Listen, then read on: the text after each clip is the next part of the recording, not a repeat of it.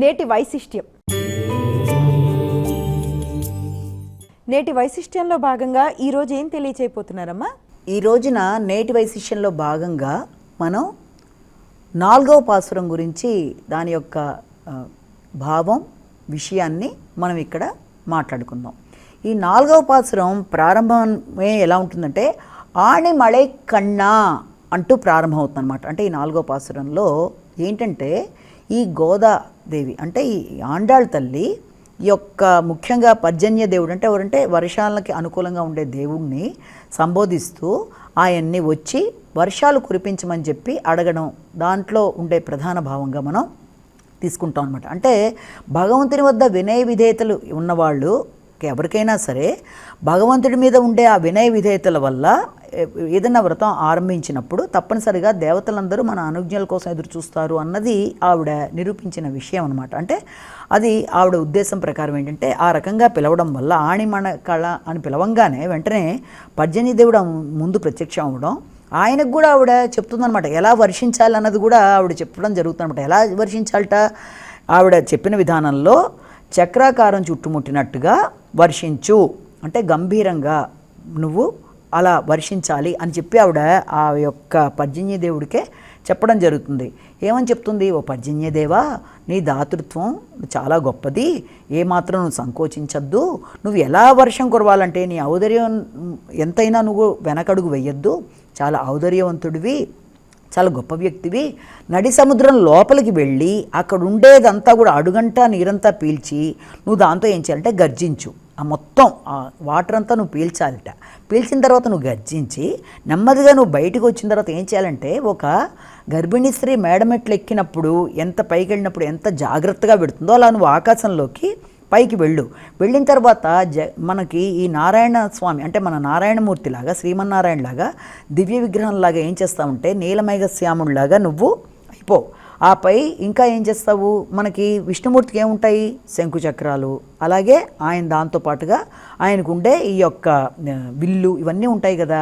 అందులో నువ్వు ఎలా మెరవాలిట, ఎలా ఉరమాలో కూడా ఆవిడ చెప్తున్నారనమాట. ఎలా మెరవాలి అంటే ఉరమడం అనేది అంతా కూడా ఆవిడ ఎలా చెప్తుందంటే సుదర్శన చక్రం ఉంటుంది కదా ఆయన దగ్గర, సుదర్శన చక్రం లాగా మెరవాలిట, సుదర్శన చక్రంలా మెరవాలి. అలాగే పాంచజన్యం ఆయన ఊదేది ఉంటుంది దానిలాగా నువ్వు ఉరమాలి. అంటే అంత భీకరంగా నువ్వు చక్కగా ఇది చేసి తర్వాత ఆయన దగ్గరుండే విల్లంబులు ఉంటాయి కదా, ఆయన దగ్గరుండే విల్లు వాటిలోంచి వెలువడే బాణముల వర్షలాగా బాణాలు ఎలాగైతే వస్తాయి బయటికి అలా నువ్వు ఆలస్యంపకుండా వర్షం నేను అలా కురిపించేస్తూ ఉండాలన్నమాట.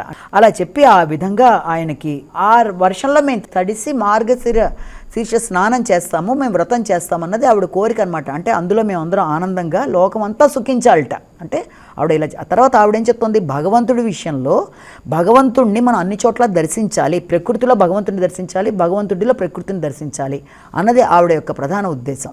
అలాగే ఇంకో ముఖ్య విషయం ఏం నేర్పిస్తుందంటే భగవంతుడు ఉపమానాలకే ఉపమానం కనుక ఆయన్ని మనం మేఘంతో పోల్చకూడదు, మేఘాన్నే ఆయనతో పోల్చాలి అన్నది ఆవిడ యొక్క ప్రధాన ఉద్దేశం.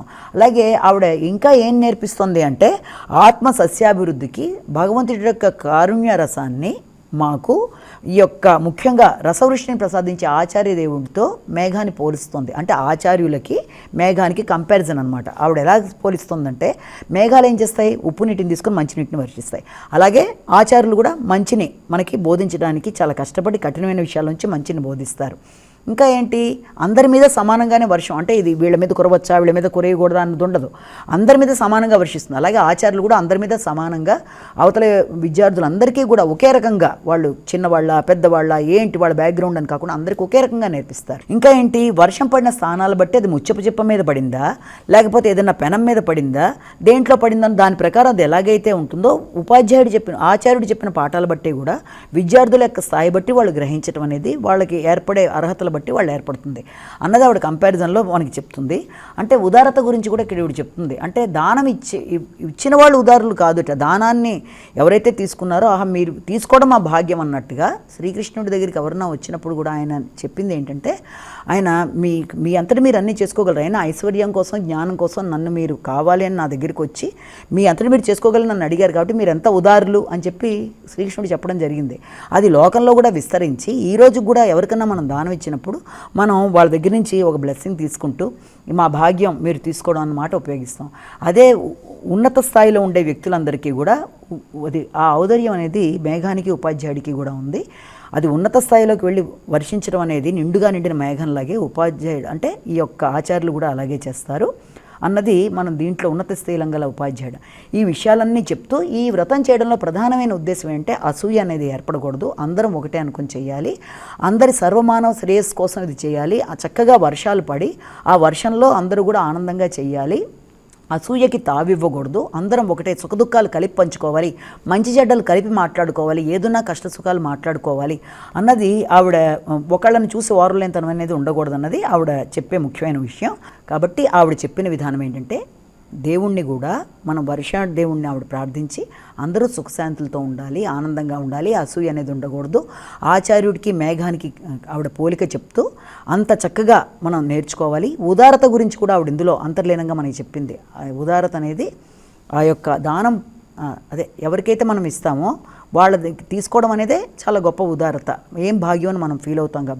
కాబట్టి ఎప్పుడూ కూడా అందరితో కలిసిమెలిసి ఉండి సఖ్యతగా ఉండి కష్టసుఖాలు పంచుకుంటూ అలాగే అందరి క్షేమం కాంక్షిస్తూ అసూయ అనేది లేకుండా అందరం కలిపి చేయాలి, అందరం కలగలిపి దాంట్లో వెళ్ళాలి. భగవంతుడి యొక్క తత్వం 5 రకాలుగా ఉన్నదాన్ని మనం ఈ రకంగా ఉపయోగించుకోవాలి అన్నది ఆవిడ యొక్క అంతర్లీనమైన భావన అన్నది మనం ఇందులో తెలుసుకోవాలి. అమ్మ, ద్వాదశ రాశుల వారికి ఈ రోజు ఏ విధంగా ఉందో చక్కగా తెలియచేస్తూనే నేటి పంచాంగాన్ని అలాగే నేటి వైశిష్ట్యాన్ని కూడా చాలా చక్కగా ప్రేక్షకులకు తెలియచేశారు. ధన్యవాదాలమ్మా. నమస్కారం. ఇది ఈ